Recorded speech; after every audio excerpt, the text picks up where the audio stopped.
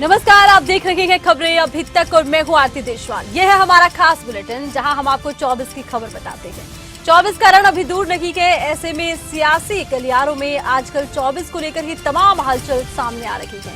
24 की तैयारियों में तमाम पार्टियां जुट गई हैं। वार पलटवार का एक दौर देखने को मिल रहा है। तो चलिए आगाज करते हैं खबरों का। 2024 में होने वाले लोकसभा चुनाव को लेकर सभी दल अपनी अपनी तैयारी में जुटे हुए नजर आ रहे हैं और इसी बीच लगातार बैठकों का एक दौर देखने को मिल रहा है। इसी कड़ी में दिल्ली में लोकसभा चुनाव को लेकर बीजेपी की एक बड़ी बैठक हुई है। ये बैठक बीजेपी मुख्यालय में हुई, जिसकी अध्यक्षता की है बीजेपी के राष्ट्रीय अध्यक्ष जेपी नड्डा ने। और इस बैठक में दिल्ली प्रदेश अध्यक्ष के साथ ही संगठन महामंत्री मौजूद रहे हैं। जिस तरह से अब देखा ये जा रहा है बीजेपी 24 की तैयारियों में जुट गई है। बीजेपी की तरफ से लगातार प्रयास ही किया जा रहा है कि केंद्र सरकार की योजनाओं को जन जन तक पहुंचाया जाए। ऐसे में आने वाले दिनों में बीजेपी क्या इसी रणनीति पर काम करेगी या इस रणनीति के साथ साथ पैरेलल किसी दूसरी रणनीति पर भी आगे बढ़ती है। बीजेपी के लिए कहा जाता है कि बीजेपी की सबसे कोर रणनीति है राष्ट्रवाद की। क्या राष्ट्रवादी मुद्दों को भी बीजेपी बुनाती नजर आएगी? 24 की रणनीति अभी पूरी तरह से सामने आनी बाकी है, क्योंकि फिलहाल बैठकों का दौर है और चुनाव प्रचार अभी से शुरू कर दिया गया है। कहीं रैलियां हो रही हैं तो कहीं बैठकें। विपक्षी दलों के गठबंधन की बात कर लेते हैं। इंडिया के सांसद 5 सितंबर को एक और बैठक करेंगे और संसद के आगामी विशेष सत्र के मद्देनजर ये बैठक काफी महत्वपूर्ण है। इसमें विपक्षी दलों के सांसद संयुक्त रणनीति पर चर्चा करने वाले हैं।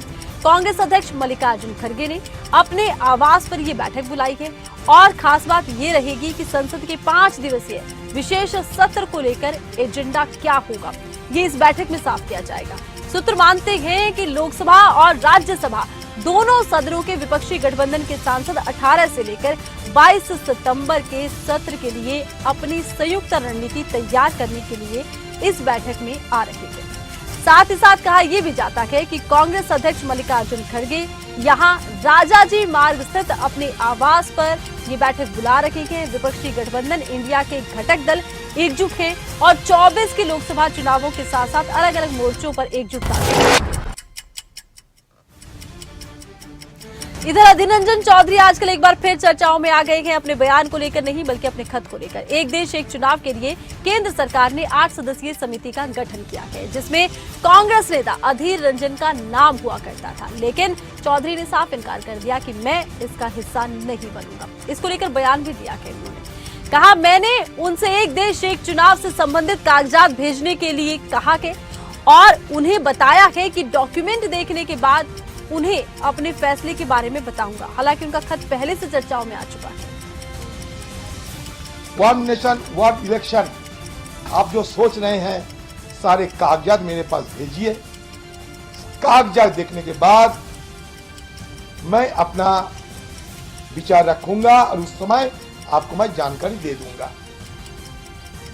क्योंकि मान लीजिए जब हम सीबीआई डायरेक्टर की चयन करने जाते,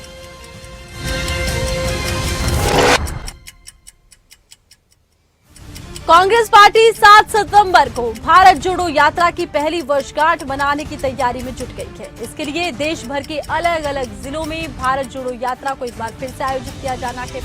खास बात आपको ये बता दें कि पिछले साल राहुल गांधी इन दिनों कन्याकुमारी से लेकर कश्मीर तक यात्रा पर निकले थे और कांग्रेस पार्टी का कहना है कि राहुल गांधी की ये भारत जोड़ो यात्रा काफी सफल रही है, जिसके चलते इसकी वर्षगांठ मनाने का फैसला लिया गया है। 7 सितंबर को भारत जोड़ो यात्रा का 1 साल पूरा हो रहा है।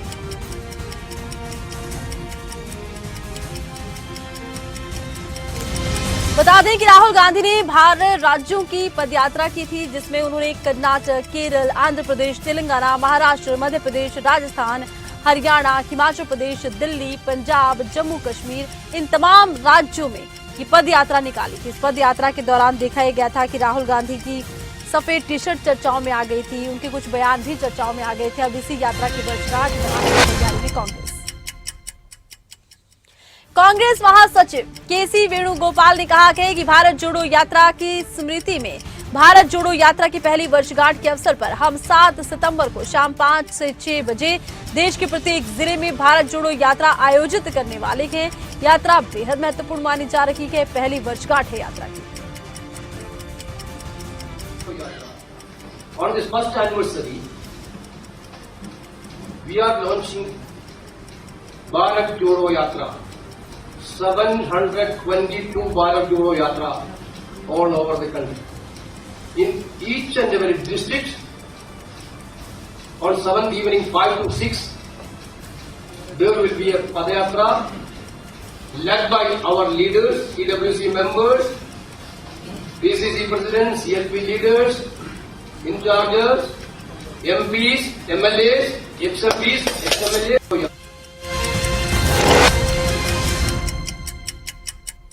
आम आदमी पार्टी के राज्यसभा सांसद संजय सिंह ने भारतीय जनता पार्टी पर एक बार फिर निशाना साधा है। उन्होंने बीजेपी को चंदा चोरों की पार्टी बताया है।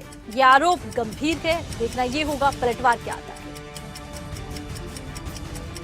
देखिए, जहां तक अमित शाह का प्रश्न है, मैं अमित शाह जी को याद दिलाना चाहता हूं, उनकी पार्टी वो पार्टी है जो प्रभु श्री राम के मंदिर निर्माण के जमीन में घोटाला करती है। चंदा चोरों की पार्टी है। इस देश के करोड़ों लोग चंदा देते हैं प्रभु श्री राम के मंदिर का निर्माण करने के लिए, और उसमें जमीन के खरीद फरोख्त में घोटाला और भ्रष्टाचार भाजपा ही करते हैं। भारतीय जनता वो पार्टी है जिसके उप मुख्यमंत्री रहते हुए दिनेश शर्मा जी ने कहा, सीता मैया। अब देखिए, आरोप तो सामने आ गए हैं, लेकिन इन आरोपों का पलटवार बीजेपी की तरफ से कब तक सामने आएगा वो देखना होगा।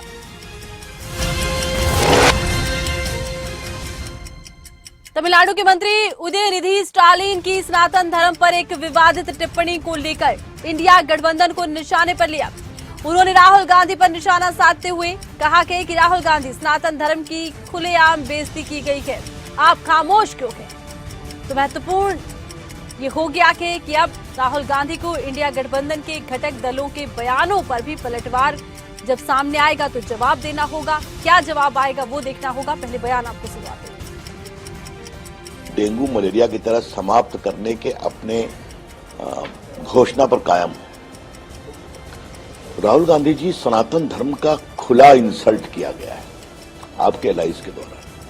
आप खामोश क्यों हैं? मंदिर आप जाते क्यों हैं? दिखावे के लिए? क्या है? आप जिस तथाकथित घमंडिया ग्रुप के साथ देश को बदलने की। राजस्थान की बात करते हैं, जहां पर की बीजेपी की परिवर्तन यात्रा चल रही है, और इसी बीच रक्षा मंत्री राजनाथ सिंह ने उदयनिधि स्टालिन की सनातन धर्म को लेकर की गई विवादित टिप्पणी पर बात की है। इन्हीं के गठबंधन डीएमके ने सनातन धर्म पर चोट पहुंचाई है और कांग्रेस के लोगों ने चुप्पी साध रखी है। मैं अशोक गहलोत से पूछना चाहता हूं कि आप क्यों नहीं बोलते। सनातन धर्म ऐसा है जो यह संदेश देता है वसुधैव कुटुंबकम का। सनातन धर्म यह संदेश देता है यत् पिंडे तत् ब्रह्मांडे, जो पिंड में है वही ब्रह्मांड में है, जो जड़ में है वही चेतन में है, जो छोटे में है वही बड़े में है, जो मेरे में है वही तेरे में है। यह संदेश देने वाला यदि कोई धर्म है तो वह सनातन धर्म है। इसलिए मैं कांग्रेस के लोगों से कहना चाहूंगा, गठबंधन में जितने लोग शामिल हैं, INDIA गठबंधन में, सबसे मैं कहना चाहूंगा इसके लिए उनको क्षमा मांगनी चाहिए। नहीं तो उदयनिधि स्टालिन की विवादित टिप्पणी पर केंद्रीय मंत्री अनुराग ठाकुर ने कहा कि सनातन को कुचलने की हसरत वाले कितने ही खाक हो गए हैं, हिंदुओं को मिटाने के ख्वाब वाले कितने ही खाक हो गए हैं। सुनो घमंडिया गठबंधन के घमंडियों, तुम और तुम्हारे मित्र रहे या ना रहे, सनातन था और रहेगा। महत्वपूर्ण ये बयान है अनुराग ठाकुर का। जिस तरह से स्टालिन का बयान आया और MK स्टालिन के इस बयान को लेकर अब अनुराग ठाकुर ने पलटवार किया है और लगातार ये बयान अब सुर्खियों में आते जा रहे हैं। सनातन को कुचलने की हसरत वाले कितने ही खाक हो गए, हिंदुओं को मिटाने के ख्वाब पाले कितने ही राख हो गए। सुनो घमंडिया गठबंधन के घमंडियों, तुम और तुम्हारे मित्र रहे ना रहे, सनातन था, सनातन है और सनातन रहेगा। ये बार बार प्रयास घमंडिया गठबंधन के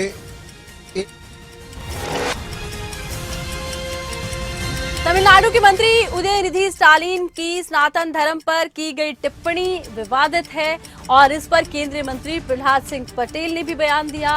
उन्होंने कहा, कांग्रेस का ये रवैया मुंबई की इंडिया बैठक का षड्यंत्र लगता है। जब भी सनातन और हिंदुओं पर हमले होते हैं, कांग्रेस और विपक्षी मौन रहते हैं। देश को इस पर विचार करना होगा। कांग्रेस का ये रवैया उस मुंबई की आईएनडी की बैठक का षड्यंत्र लगता है। जब भी सनातन और हिंदुओं पर हमले होते हैं, कांग्रेस और विपक्ष या तो मौन रखती है या फिर तटस्थता की ढाल अपने सामने खड़ा कर देती है। मुझे लगता है कि वो लोग जो मंदिरों में जाकर अपने फोटो खिंचवाते हैं, उनकी चुप्पी इस षड्यंत्र की पुष्टि करती है। वो राहुल गांधी हो या फिर केजरीवाल, देश को इस पर गंभीरता से विचार करना होगा। तमिलनाडु के मंत्री उदयनिधि स्टालिन की सनातन धर्म पर एक टिप्पणी सामने आई और विवादित टिप्पणी अब उत्तराखंड के सीएम पुष्कर सिंह धामी ने भी इसको लेकर दिया है बयान। उन्होंने कहा कि उदयनिधि स्टालिन का बयान निंदनीय है, उसकी जितना निंदा की जाए उतनी कम है। ये इंडिया गठबंधन की सोच को दर्शाता है। क्या कुछ कहते नजर आए हैं वो आपको सुनवाते हैं। तमिलनाडु के मुख्यमंत्री स्टालिन के पुत्र उदयनिधि स्टालिन के द्वारा दिया गया बयान अत्यंत ही निंदनीय है। उसकी जितनी निंदा की जाए कम है। यह दर्शाता है कि जो INDA गठबंधन बना है, इस गठबंधन की घटिया सोच को दर्शाता है कि ये गठबंधन सनातन के बारे में किस प्रकार के विचार रखता है। सनातन के अन्य गठबंधन के सहयोगियों के द्वारा इस पर कोई बयान न दिया जाना, ये उनकी सोच को दर्शाता है, बल्कि इसमें उनकी चुप्पी साधना। तमिलनाडु के मंत्री उदयनिधि स्टालिन की सनातन धर्म पर की गई टिप्पणी को लेकर हरियाणा के गृह मंत्री अनिल विज ने भी पलटवार किया है। क्या कुछ कहते नजर आए हैं वो आपको बताते हैं। विवादित बयान दिया है, उनको शायद अल्प ज्ञान है, उनको मालूम नहीं कि सनातन वो होता है जो आज भी है, कल भी था और कल भी रहेगा। सनातन चिरकालिक होता है। अगला महाभारत होने जा रहा है, उससे पहले पहले I.D.I.A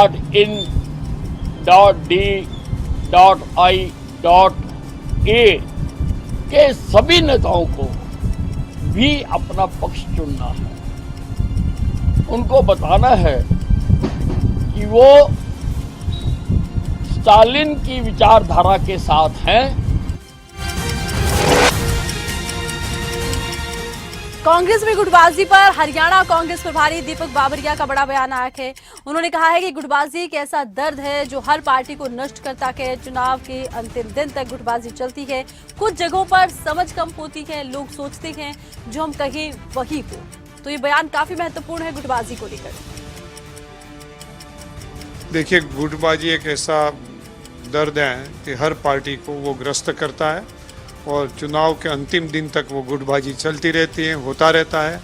it is a part of the political process और उसका रिफ्लेक्शंस कहीं ना कहीं आते हैं। ज़्यादातर कई जगह पे जो असहिष्णुता ज़्यादा होती है या समझ कम होती है, लोग सोचते हैं कि हम कहें वही हों। अल्टीमेटली ये एक लोकतांत्रिक डेमोक्रेटिक प्रोसेस है और उसका सब लोगों को सम्मान करना चाहिए। इट इज़ मिसफॉर्चुनेट, अनफॉर्चुनेट कि जो लोग इसके साथ जो है अपने आप को एडजस्ट नहीं कर पाते हैं।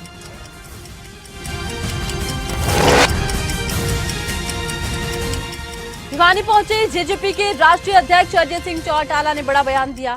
उन्होंने गठबंधन को लेकर कहा कि हम एनडीए गठबंधन में हैं। वहीं जब उनसे सीटों को लेकर सवाल किया गया तो अजय चौटाला ने कहा कि इसका फैसला चुनाव घोषित होने के बाद होगा। सीटों के बंटवारे को लेकर सवाल के जवाब पर जिस तरह से उन्होंने कहा कि चुनाव घोषित होंगे उसके बाद फैसला लिया जाएगा। अब देखना ये होगा कि कौन सी सीटों का बंटवारा क्या रहता है। हालांकि अभी इसको लेकर इंतजार करना होगा, लेकिन अभी से इसको लेकर गणित पर सवाल उठ रखे गए कि अगर दोनों पार्टियां गठबंधन में चुनाव लड़ रही हैं तो क्या गणित होगा सीटों के बंटवारे का।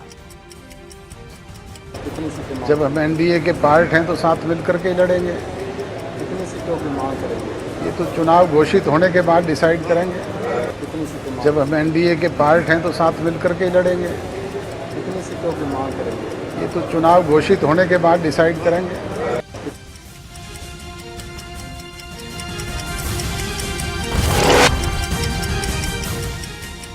पूर्व केंद्रीय केंद्रीय मंत्री चौधरी बीरेंद्र सिंह ने एक बार फिर जेजेपी पर निशाना साधा है। उन्होंने जेजेपी के राष्ट्रीय अध्यक्ष अजय चौटाला पर बड़ा कटाक्ष करते हुए कहा कि जो 10 साल जेल रह कर आए थे वो अपनी बात बताए। मैं किसी ठगी में नहीं फंसा हूं। और बड़ी बात यह है कि उन्होंने सीधे सीधे निशाना जिस तरह से जेजेपी पर साधा है, इसको लेकर किस तरह का पलटवार देखने को मिलता है। हालांकि लगातार उनके जो बयान हैं वो जेजेपी को लेकर ही सामने आते रखे हैं। गठबंधन को लेकर उन्होंने कई बार ऐसे बयान दिए हैं जिनको लेकर कि माना जा रहा था कि वो गठबंधन के पक्ष में नहीं। ये तो देखो बात ये है, हर आदमी का जवाब दोगे तो कोई फायदा नहीं। अपने अपने चुनावी साल में अपनी अपनी ढपली, अपना अपना राग, सभी जो भाई 10 साल जेल में रह के आया वो अपनी बता देना। कम से कम बीरेंद्र सिंह 50 साल की राजनीति में ये तो नहीं कोई बोलता कि मैं कहीं ठगी बग्गी में फंस गया। महाराष्ट्र में मराठा और धनगर समुदायों ने आरक्षण की मांग उठा ली है। इसको लेकर प्रदर्शन किया गया है। प्रदर्शनकारियों पर पुलिस ने लाठीचार्ज किया, यहां तक कि गोलीबारी की गई है। शिवसेना सांसद संजय राउत ने इसे जलियांवाला बाग कांड की याद देने के बराबर बताया है। उन्होंने मराठा समुदाय को आरक्षण देने की मांग की है। संजय राउत ने अजित पवार, फडणवीस और शिंदे के निशाने पर लेते हुए बयान दिया। कहा, तीनों को जनरल डायर में मानता हूँ। मराठा समाज के उनके ऊपर गोलियां चलाने के आदेश किसने दिए, लाठीचार्ज के आदेश किसने दिए, ये अश्रुधूर किसने छोड़ा है, लोगों के सर किसने फोड़े हैं, महिलाओं को किसने पीटा है। जो आदेश आया पुलिस बोलते हैं, ऊपर से आदेश आया इसलिए हमको करना पड़ा। हमको ये कोई करने की जरूरत नहीं थी। वो महाराष्ट्र में एक उत्तराखंड में चंद्रयान 3 की सफलता को बीजेपी भुनाने में जुटी है। बीजेपी ने इसरो के वैज्ञानिकों का आभार व्यक्त करने का फैसला लिया है। इसके तहत बीजेपी पंचायत स्तर पर वैज्ञानिकों का आभार जताएगी। भाजपा प्रदेश मीडिया प्रभारी मनवीर चौहान ने कहा है कि चंद्रयान और सूर्य मिशन भारतीय वैज्ञानिकों की एक बड़ी उपलब्धि से देश के वैज्ञानिकों ने देश को पूरी दुनिया में नाम रोशन किया है और इसके लिए हम सभी वैज्ञानिकों का भारतीय जनता पार्टी की ओर से आभार व्यक्त करते हैं और बधाई देते हैं कि पूरी दुनिया में अंतरिक्ष क्षेत्र में आज हिंदुस्तान का नाम सबसे ऊपर है और चंद्रयान 3 की जो उपलब्धि हमारे देश की है ऐतिहासिक है और चंद्रमा के दक्षिण ध्रुव पर पहुंचने वाला पहला देश हमारा देश है।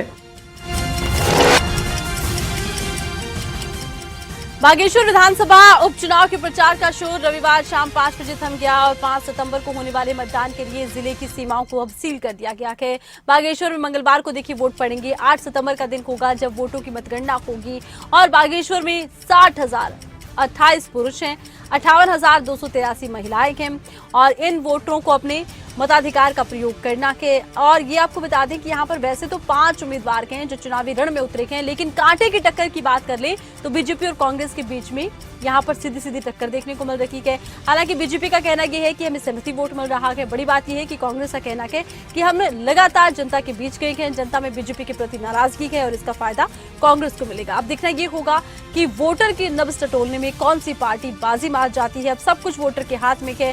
चुनाव प्रचार का शोर थम चुका है। हालांकि डोर टू डोर प्रचार कुछ जगहों पर हो रहा है।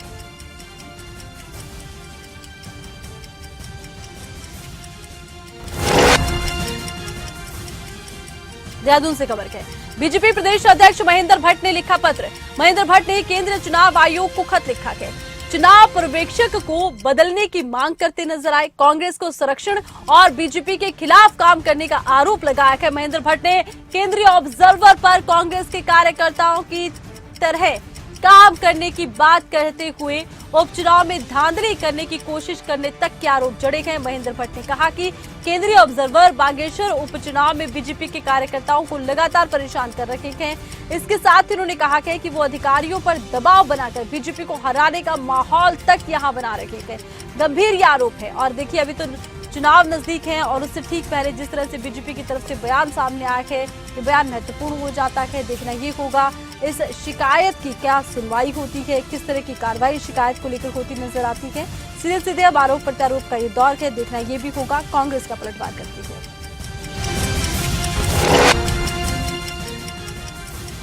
मध्य प्रदेश के पूर्व मुख्यमंत्री कमलनाथ ने शिवराज सिंह चौहान पर निशाना साधते हुए कहा कि शिवराज सिंह को बहुत सारी पूजा करनी पड़ेगी। सूखा, बिजली, बेरोजगारी, भ्रष्टाचार, घोटाले की पूजा करनी पड़ेगी। ये सब पूजा शिवराज सिंह चौहान करें तब कुछ बात बढ़े। तो देखिए, शिवराज सिंह चौहान पर कमलनाथ ने साधा है निशाना। दोनों एक दूसरे के धुर विरोधी रखे हैं।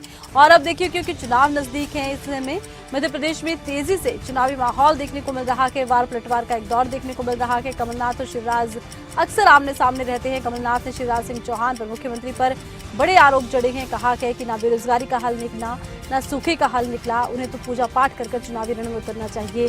देखना ये भी होगा कि कमलनाथ के इन आरोपों पर बीजेपी की तरफ से क्या पलटवार दिया जाता है, शिवराज सिंह चौहान का क्या पलटवार आता है। क्योंकि आरोप सीधे सीधे कांग्रेस से लगा दिया है कि प्रदेश में विकास हुआ नहीं है, बेरोजगारी लगातार बढ़ रही है।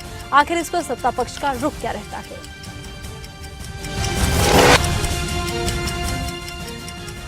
राजस्थान में होने वाले विधानसभा चुनाव को लेकर सत्ता और विपक्षी दल अपनी अपनी तैयारी में जुटे। अब सरकार में मंत्री प्रताप खाचरियावास ने कहा है कि बीजेपी की परिवर्तन यात्रा पर वो निशाना साधते हुए नजर आए। उन्होंने कहा है कि परिवर्तन यात्रा में भीड़ नहीं है, लोगों का विश्वास बीजेपी नहीं है और बीजेपी सिर्फ कांग्रेस पर आरोप लगाकर वोट लेना चाहती है और अब ये संभव नहीं है। तो सीधे सीधे देखिए, बीजेपी पर साधा है निशाना। हालांकि अगर हम राजस्थान के चुनावी पैटर्न की बात करें तो अक्सर ही देखा जाता था राजस्थान में कि जब भी चुनाव होते हैं तो एक बदलाव आता है। एक बार बीजेपी, एक बार कांग्रेस। इस बार बीजेपी वालों का मानना है कि हमारी बारी है। इधर अगर हम कांग्रेस की बात करें तो कांग्रेस में अपना एक अलग से विपक्ष तैयार हो गया है। पायलट का एक अलग गुट माना जा रहा है। देखना ये होगा कि जनता आखिर क्या कांग्रेस पर फिर से भरोसा जताती है या फिर बीजेपी की बारी आती है। हालांकि देखिए, फिलहाल प्रचार होना बाकी है, रैलियां हो रही हैं, बैठकें हो रही हैं।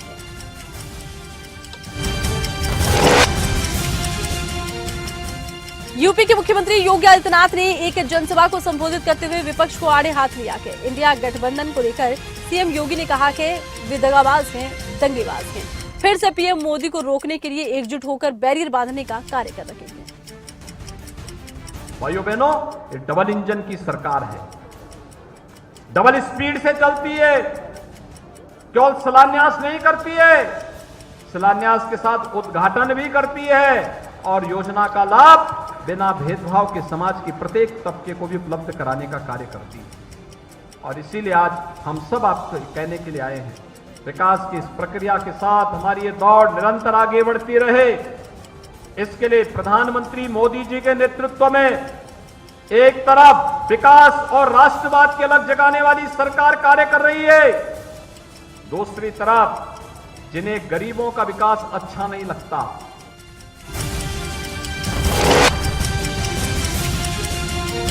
लोक जनशक्ति पार्टी के अध्यक्ष चिराग पासवान ने स्टालिन की विवादित टिप्पणी पर एक बयान दिया। उन्होंने कहा कि ऐसी बातें सिर्फ समाज को बांटती हैं, किसको किस धर्म का पालन करना है और किसे नहीं, ये व्यक्ति विशेष की बात है। किसी राजनेता की किसी की आस्था से खिलवाड़ करने की मंशा नहीं होनी चाहिए। देखिए, आज जब हम लोग 21वीं सदी में हैं, क्या ये बातें राजनीतिक चर्चा का विषय होनी चाहिए? ऐसी बातों से समाज में सिर्फ बंटवारा होगा, समाज को सिर्फ ये बातें बांटती हैं।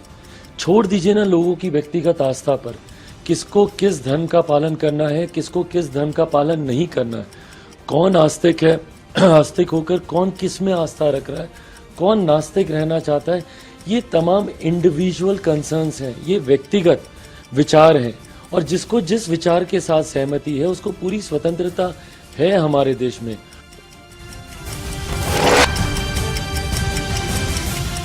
भारतीय जनता पार्टी ने उत्तर प्रदेश से राज्यसभा उपचुनाव के लिए डॉक्टर दिनेश शर्मा को प्रत्याशी बनाया है। ऊपरी सदन की ये सीट बीजेपी सांसद हरिद्वार दुबे के निधन के बाद खाली हुई थी और इस सीट की अगर बात करें तो 15 सितंबर को यहां वोट डाले जाएंगे और उसी दिन वोटों की गिनती भी होगी। बीजेपी के राज्यसभा सांसद हरिद्वार दुबे का बीती 26 जून को दिल्ली में निधन हो गया था।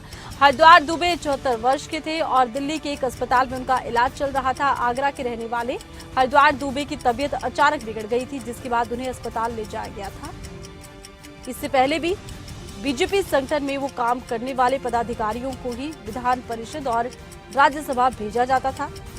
साल 2020 में बीजेपी ने 8 नेताओं को राज्यसभा भेजा था। इसमें बीएल वर्मा और हरद्वार दुबे का नाम शामिल था।